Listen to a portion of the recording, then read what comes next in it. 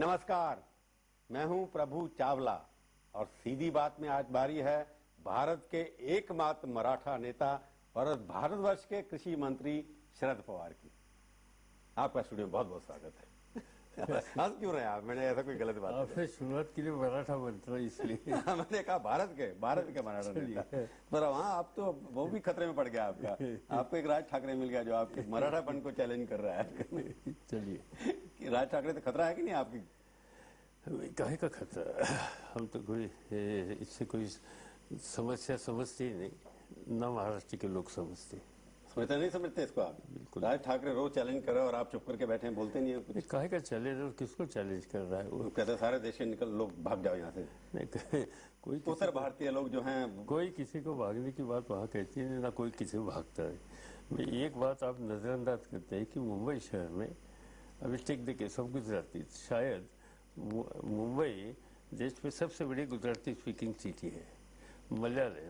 Malayalam speaking सबसे ज़्यादा population देश में मुंबई में है। हिंदी स्पीकिंग सबसे ज़्यादा पॉपुलेशन मुंबई में है। मुंबई में राजस्थानी है, मुंबई में उड़िया है, मुंबई में पंजाबी है, और ये सभी क्षेत्र में काम करने वाले लोग मुंबई में बिल्कुल मुंबईकर बन गए हैं।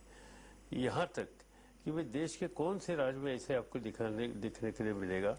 एक से बिहार में मधुर लिमय और जॉर्ज फर्नांडिस के एग्जाम्पल छोड़ा तो कि वहाँ के लोग बाहर और यहाँ का ऐसा डिफरेंस न रखते हुए उनको लीडरशिप देते हैं।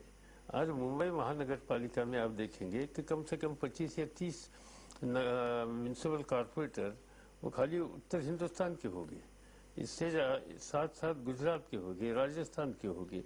आप महाराष्ट्र के विधानसभा में देखेंगे तो कई उत्तर भारतीय आपको वहाँ दिखेंगे, कैबिनेट में दिखेंगे। हमेशा महाराष्ट्र के कैबिनेट में गुजराती होता है, साउथ इंडियन होता है, वहाँ उत्तर भारतीय होता है। तो मुंबई में या महाराष्ट्र में ऐसा फीलिंग किसी वर्ग के खिलाफ जो देश के बाहर के, हाँ कई झगड़ा किसी ने किया, जैसे राज ठाकरे ने कुछ एक संघर्ष करने की कोशिश की, मगर उसको लोगों का समर्थन नहीं। पर आप जो कह रहे हैं कि जो बात आपने कही है कि विधानसभा में भी बाकी प्रदेशों के लोग भी हैं, तो इसलिए राज ठाकरे लगता है कि बाकी प्रदेशों के लोग अब मराठा असेंबली में भी कब्जे कर लेंगे, इसलिए उसका प्रयोग कांग्रेस पार्टी भी कर सकती है, आप भी कर रहे हैं चुपचाप। कोई जरूरत नहीं इसकी, लोकल लोगों की सत्ता चली जाएगी इसलिए उसको हटाए। कोई नहीं, क्योंकि ये जो लोग अन्य राज्यों से है वो बिल्कुल लोकल ही है, लोकल ही बने हैं। उनके अपने राज्यों में इतनी डे टू डे कांटेक्ट नहीं, इतना कांटेक्ट यहाँ है। वो अपने राज्यों में कभी तो जाते हैं साल में एक बार, नहीं तो ये पूरे वहाँ के वो मराठी बन गए हैं। आपका लगता है आपका उप मुख्यमंत्री वहाँ पर आपका, हाँ, वो होम मिनिस्टर भी है, हाँ, उन्होंने जिस तरह से वहाँ के उत्तर भारतीय व्यक्ति को मारा जो बेचारा बस के अंदर बैठा हुआ था, सिंपल बात है कि उन्होंने क्या मारा? वहाँ के पुलिस ने मारा ना? नहीं, ये एक बात बताइए कि कोई बस में एक रिवॉल्वर लेके लड़का घूमता है। अच्छा, उन्होंने वहाँ के एक पैसेंजर के पैर पर एक रिवॉल्वर की गोली भी मारी, उन्होंने हवा में वहाँ 3-4 फायर किए, और जब वो ड्राइवर को कुछ बोलता है और ड्राइवर पुलिस स्टेशन के नज़दीक लेकर वो बस लाता है, तो जब उनको बाहर से सूचना दी जाती है कि 10-12 मिनट की आप वेपन छोड़कर नीचे उतरिए, तो वो वेपन छोड़ने के लिए तैयार नहीं। और वहाँ और कुछ पैसेंजर थे, समझो किसी को वो मारते, 2-4 पैसेंजर को मारा था, किसी को नहीं उसने। एक को मारा, एक को पैर में मारा, पर वो फोन मांग रहा था बेचारा कि मैंने बात करना है, और क्या करता है? एक को पैर मारा और एक पैर पर गोली मारी, और हवा में 4 गोली फिरने के बाद समझो और 2 पैसेंजर को मारते थे। तो लोग क्या करते थे? वहाँ के लोग पुलिस स्टेशन के सामने नजदीक गाड़ी आने के बाद वहाँ लोगों को, पैसेंजर को बचा नहीं सके, तो लोग पुलिस स्टेशन को आग लगा सकते थे। और तब किसको मालूम था कि वो कहाँ का है? वो थोड़ा पता था कि वो उसके चेहरे पे नहीं लिखा था कि बिहारी है या साउथ इंडिया का है या मुंबई का है या महाराष्ट्र का है। कहीं कभी हिंदी में, मुंबई में सब लोग हिंदी बोलते हैं बड़े पैमाने पर। आपको लगता है उनका मारना जायज था उस सिचुएशन के अंदर? इसमें इंक्वायरी हो रही है, इसलिए इस पर हम कोई रिएक्शन देंगे नहीं अभी। इनकी एक बार इंक्वायरी होने के बाद सब साथ बात सामने आएगी, और एक क्या सच्चाई है वो देश के सामने। सर एक बात बताइए, अब सारे आपके अपने मंत्रिमंडल के दोस्त, लालू प्रसाद यादव, बिहार के सारे नेता इकट्ठे हो गए आपके खिलाफ, यानी कि महाराष्ट्र की राजनीति के खिलाफ। तो आपको लगता नहीं कि ये उन्होंने कह दिया कल अपने जब इस्तीफा दिया प्रभुनाथ सिंह ने, जो जेडीयू के मेंबर हैं, कि राष्ट्र की अखंडता का सवाल बन गया है? नहीं, ये सवाल आप मुझे पूछते हैं, वो मुंबई में जाकर हिंदी भाषियों को पूछिए, गुजरातियों को पूछिए। अभी वहाँ मैंने लास्ट वीक मैंने एक मीटिंग बुलाई थी हमारे सब उत्तर भाषीय साथियों के, नेता लोगों की, और सबको पूछा था कि आपके मन में क्या डर है, कि या कुछ आपके ऊपर तकलीफ है क्या, या आपके हंसने लगे लोग।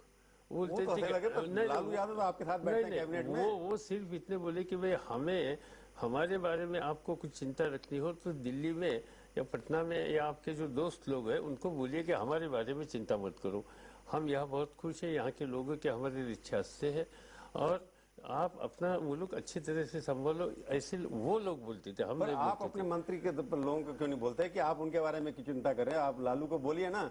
कौन?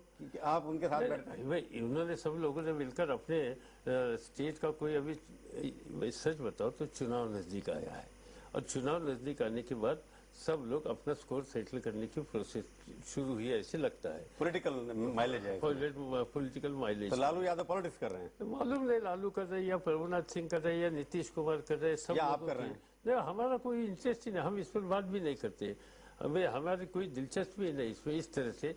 और आज तक इतने सालों से तो आप, ये पब्लिक बैठी है, जनता बैठी है, सुन रही है, आपको ये क्यों नहीं कहते कि मैं लालू यादव से अपील करता हूं कि नॉर्थ इंडियन मेरे यहाँ सेफ हैं, आप अपने यहाँ चिंता करिए? नहीं, हम आप चिंता करिए ये नहीं कहेंगे, मगर ये बात मैं जरूर कहना चाहता हूँ कि महाराष्ट्र में पूरे देश के कौन से भी राज्य के लोग हैं वो सेफ है। पर राज ठाकरे के खिलाफ आपकी सरकार भी जो है, आपके होम मिनिस्टर, आपके डिप्टी चीफ मिनिस्टर जो हैं, वो भी तो उसको ऐसे कानून में बंद नहीं करते जिससे उसकी बेल ना हो। ये भी नहीं, बेल नहीं, बेल क्या, बेल कोर्ट देती है उनके खिलाफ। आपको मालूम है राज ठाकरे के खिलाफ कितने केसेस है? राज ठाकरे के खिलाफ पिछले 3 एजिटेशन में 84 केसेस है महाराष्ट्र, और तब भी बेल हो जाती है। 84 केसेस में नहीं, इसमें बेल की नॉन बेलेबल केसेस जो उनके खिलाफ थी, तीनों नॉन बेलेबल सेक्शन थी। पर नॉन बेलेबल सेक्शन होने के बावजूद कल कोर्ट ने कुछ तय किया, तो क्या वहाँ आर पाटिल कुछ कर नहीं सकते? आपको क्या लगता है कि राज ठाकरे के खिलाफ जो यूज किया वो ठीक है कानून? नहीं, मुझे लगता है कि उनके खिलाफ जो केसेस हुए इनमें से क्या होगा मुझे मालूम नहीं। केसेस का नहीं, जो धारा लगाई है, जो कानून लगाया है उनके ऊपर, वो धारा जो लगाई है वो बिल्कुल मजबूत धारा है। इससे मजबूत और नहीं लगनी चाहिए? चीफ मिनिस्टर ने कहा लग सकती है और इससे मजबूत नहीं, और कुछ हो सकते हैं तो वो कर सकते हैं, मुझे मालूम नहीं।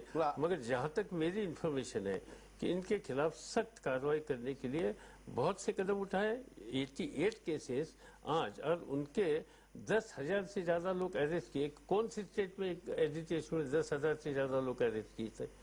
फिर भी परसेप्शन, मैं पूछूंगा आप, फिर तो परसेप्शन, क्योंकि चुनाव नजदीक है, बाकी कुछ नहीं। आप 5 मंत्री हैं देश के, यहाँ पर राष्ट्रपति देश का महाराष्ट्र से है, उसके बावजूद भी ये फीलिंग नॉर्थ इंडियन को क्यों है कि वो लोग सेफ नहीं है? मैं पूछूंगा आपसे ब्रेक के बाद।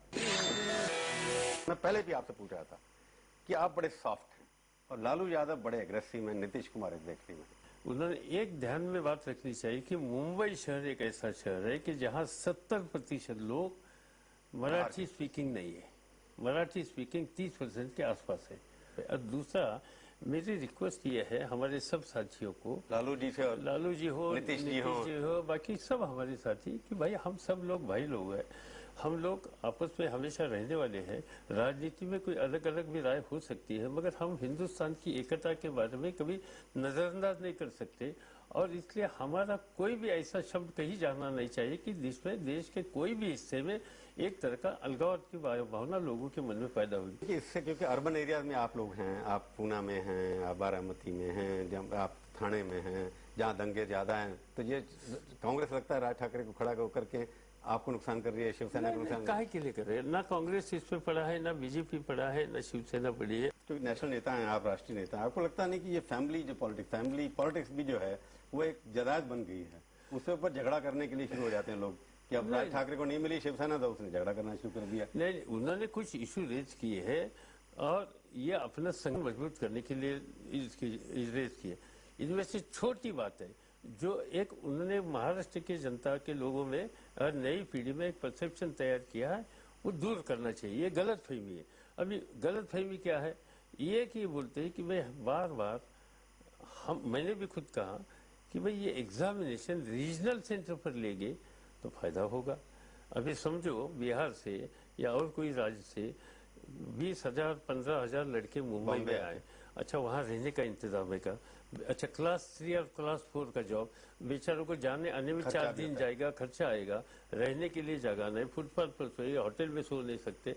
अच्छा, ये ढूंढने के लिए सेंटर, उनको 2 दिन जाएगी इतनी बड़े शहर में, काहे के लिए उनको ये तकलीफ देती हो? हाँ, बिहार में करिए, सेंट्रल बिहार में करिए, यूपी में करिए, भुवनेश्वर में करिए, अहमदाबाद में करिए, मुंबई में करिए, अलग अलग रेलवे के जोन है, इस जोन के मुताबिक करिए। और क्लास 3 और क्लास 4 IAS एंड IPS की जोनल एग्जामिनेशन होती है, रीजनल एग्जामिनेशन होती है, तो रेलवे की क्यों नहीं? और एक बार ये साफ करिए कि आप रीजनल एग्जामिनेशन करेंगे। एक गलत फहमी वो जो पब्लिश कर रही है कि एक राज्य के लोग भरते हैं। एक बार देश के सामने पिछले 10 सालों में कौन से स्टेट के कितने लोग काम करते हैं रेलवे में, इसका एक नक्शा व्हाइट पेपर देश के सामने रखिए। और साथ साथ एक तीसरा प्रचार है कि लोकल अखबारों में देते ना, मुझे ठीक नहीं लगता वो प्रचार, फिर भी कितने अखबारों में दी थी एडवर्टीजमेंट, वो भी एक बार दीजिए, लोगों की गलत फहमी दूर हो जाएगी। फजूल गलत फहमी है लोगों के मन में कि स्टेट के लोग आते हैं कि यहाँ का मिनिस्टर होता है। अभी मेरा सीधा सुझाव है कि अभी मधु दंडोते मिनिस्टर थे, जॉर्ज फर्नांडिस मिनिस्टर थे, देन राम नाइक मिनिस्टर थे रेलवे के, और नीतीश जी थे, रामविलास जी थे, लालू जी थे, 14 बिहारी रहे हैं मिनिस्टर, कहीं भी हो। तो ये सभी के जमाने में टोटल रेलवे रिक्रूटमेंट में क्या हुआ, एक बार देश के सामने आएगा तो नुकसान खाली रेलवे तक मत सीमित रखिए। अभी मेरे पास कृषि मंत्रालय है, मेरे यहाँ एक सिलेक्शन बोर्ड है या साइंटिफिक ऑफिसर सिलेक्शन बोर्ड, और इस सिलेक्शन बोर्ड में पिछले अभी 4.5 साल हो गए मैं रेलवे एग्रीकल्चर मिनिस्टर होने के बाद, ये 4.5 साल में कितने लोग भर्ती हुए, देश के कौन से राज्यों से, ये भी लोगों के सामने आना चाहिए। और ये सिस्टम हमने शुरू की, हमारा जो सिलेक्शन बोर्ड का जो प्रिंटेड रिपोर्ट तैयार होता है, जो पार्लियामेंट को भी हम देते हैं, इसमें हर राज्य के कितने लोग इसमें सिलेक्ट हुए इसका टोटल ग्राफ देते हैं। ये हम देंगे तो इस तरह से एक गलत फहमी नहीं मिलेगी और राज ठाकरे जैसे लोगों को मौका नहीं मिलेगा। पर एक बात, इन सब इश्यू का यूपीए की पॉलिटिक्स में फर्क पड़ेगा ना? चुनाव होने वाले हैं, केंद्र के पार्लियामेंट के चुनाव होने वाले हैं, स्टेट असेंबलीज के हो रहे हैं, स्टेट्स में आपका इनमें तो कुछ है नहीं वैसे नॉर्मली, बाकी जगह इसका असर नहीं पड़ेगा आपको लगता है? नहीं, थोड़ा बहुत तो होता होगा, क्योंकि खास तौर पर जहाँ ये मुद्दा लेकर अभी कल इस्तीफे दे दिए 5 लोगों ने, तो ये तो और देंगे, दबाव बनेगा आपके ऊपर। तो एक हमारे ऊपर नहीं, वो 5 लोगों ने दिए, लालू के ऊपर दबाव अजीब है, लोकसभा का दे दिए, फिर उन्होंने राज्यसभा क्यों नहीं दे दी?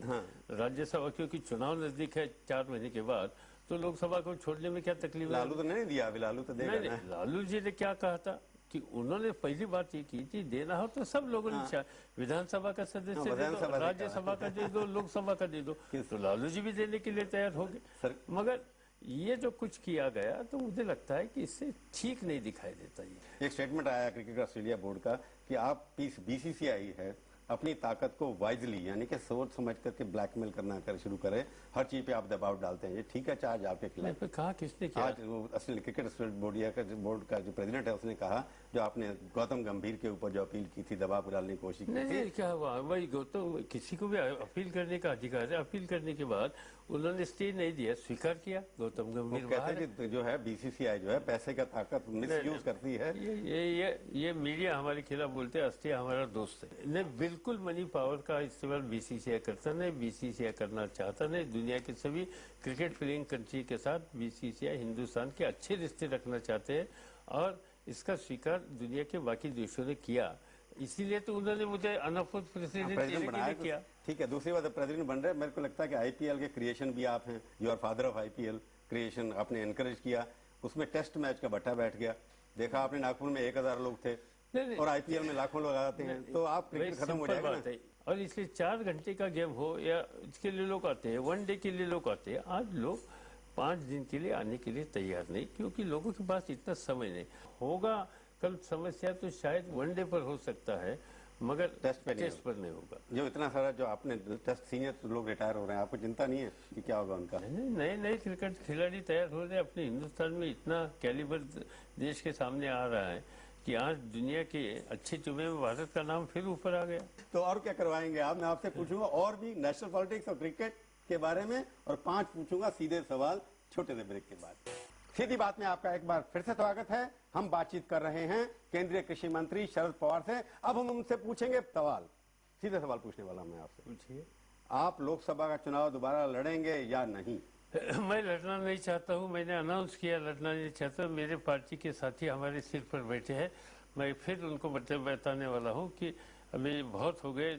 ये मेरा 43rd ईयर है कंटिन्यूस डायरेक्ट चुनाव से आने के लिए। अभी मुझे अपर हाउस में जाने दीजिए, वो एल्डर हाउस से अभी मैं एल्डरमैन बनाया। अभी एल्डर मुझे बनाइए। अगर आपने एल्डर बनने का फैसला कर लिया तो आपका उत्तराधिकारी कौन होगा? आपकी बेटी, भतीजा, आर पाटिल कौन होगा? नहीं, पार्टी तय करेगी, इसमें कोई उत्तराधिकारी का सवाल नहीं। मैं तो पार्टी का प्रेसिडेंट रहूंगा। पार्टी के राय है सभी को, कभी संगमा हो सकते हैं, तारिक अनवर हो सकते हैं, कोई भी हो सकते हैं। अच्छा, कोई भी हो सकता है, पार्टी तय करेगी। और दूसरा ये बताइए कि आपका यूपीए का नेता मनमोहन सिंह जो है, चुनाव उनके नेतृत्व में आप लड़ेंगे या नहीं लड़ेंगे? तो हमने इससे पहले एक बताया था, शायद आपको ही बताया था कि मनमोहन सिंह जी के नेतृत्व पर चुनाव लड़ना ठीक होगा। अभी पूरे ये गवर्नमेंट ही उनके नेतृत्व पर चली और फिर वही लाइन लेकर आगे जाना चाहिए, तो उनको नेतृत्व देने में क्या तकलीफ है? देश का प्रधानमंत्री लोकसभा का सदस्य होना चाहिए कि नहीं होना चाहिए? ऐसे कुछ नहीं, कई बार देश का प्रधानमंत्री राज्यसभा का सदस्य भी हुआ है। कई बार नहीं हुआ, एक ही सिर्फ डॉक्टर इंदिरा मनमोहन गांधी सिंह बनी थी, पर चुनाव लड़ी थी। उसके बाद गुजराल साहब बने सारे थे। चुनाव लड़े थे। गुजराल साहब तो हट ही गए थे ना। 5 साल के लिए कोई प्रधानमंत्री लोकसभा का चुनाव लड़के आना चाहिए कि नहीं आना चाहिए? नहीं, आया तो अच्छा होगा, मगर नहीं हो तो कुछ लोग जैसे मनमोहन सिंह जैसे लोग जो है कि जिनकी दुनिया में इनका स्वीकार लोगों ने किया है, उनकी कैपेसिटी की, इनकी ऑनेस्टी की, इनकी इंटीग्रिटी की, चुनाव के लोग आपको चुनाव में नहीं जिता देंगे। वो राज्यसभा में आए और प्रधानमंत्री बन गए, तो इसमें कोई देश का नुकसान नहीं। अगर लोगों ने एक्सेप्ट किया तो लोग जिताएंगे नहीं उनको? आपको लगता है कौन उनको जिताएंगे नहीं क्या? नहीं, वो हो भी सकता है इसमें कि जिताने में क्या। कल पंजाब में खड़े रह गए तो जीतेंगे, मुझे विश्वास है। फिर राजनीति में कोई रिटायरमेंट की एज होनी चाहिए कि रिटायर में अभी लोकसभा नहीं लड़ना चाहता हूँ, ये बिल्कुल नहीं, बिल्कुल राजनीति में नहीं आया ऐसा कोई एज होनी चाहिए कि नहीं? 75 साल, 80 साल, 100 साल एज ऐसे कोई नहीं तय कर सकते। अभी ये देखिए, ये अमेरिका का प्रेसिडेंट 46-47 में भी बन गया। हिंदुस्तान के प्रधानमंत्री मोरारजी भाई कोई 86 में भी बने थे। अच्छा, उनका एज कहीं के रास्ते में नहीं आ गया, मजबूती से काम कर रहे थे। फेवर में नहीं आए कोई नेता की रिटायरमेंट एज? ऐसे नहीं, मगर मुझे लगता है, जहाँ तक मेरी बात है, तो मुझे लगता है कि हम लोग देश की पॉपुलेशन 75% 40 साल से नीचे हो, इसलिए मुझे ये लगता है कि मेरे जैसे लोगों ने दूसरे क्षेत्र में जिसमें ज्यादा हमें खुशी है, दिलचस्पी, इस पे ध्यान देना शुरू करना चाहिए। हमारे को बाबा हम तो ज्यादा चाहिए ना। दूसरा मैं आपसे आखिरी बात जो पूछना चाहता हूँ कि आपको जो मराठा ये शांति वांति जो देश में करनी है, उसके लिए कोई अपील, कोई मैसेज है आपके लिए? स्टेट बस सीधी बात यह है कि महाराष्ट्र में देश के सभी हिस्सों के लोगों के यहाँ स्वीकार किया गया है। आज तक महाराष्ट्र ने Lokmanya Tilak, doctor Baba Saheb Ambedkar, Vinoba Bhave, Y Chauhan, comrade Dange, SM Joshi, NG Gore ऐसे हमेशा राष्ट्र का कदर करने वाले नेता दिए हैं। महाराष्ट्र में देश के कोई हिस्से से आने वाला हर हमारा साथी वो भारतीय, वहाँ इसको चिंता करने की जरूरत नहीं। हम विश्वास दिलाना चाहते हैं, ये जो गलत फहमी महाराष्ट्र के बारे में पैदा कर रहे हैं, ये ठीक नहीं। महाराष्ट्र हमेशा देश की बात सोचेगा और नेशनल इंटरेस्ट की हिफाजत करने के लिए कोशिश करेगा। यानी आप सीधा जवाब तो देंगे नहीं। आप हमारे स्टूडियो में आए, बहुत बहुत धन्यवाद। तो ये थी आज की मुलाकात। सीधी बात का ये कार्यक्रम आपको कैसा लगा? आप अपनी राय हमें ईमेल के जरिए भी भेज सकते हैं। हमारा ईमेल का पता है sb@aajtak.com। अगले हफ्ते आएगी बारी किसी और हस्ती की। इंतजार कीजिए तब तक और देखते रहिए आज तक।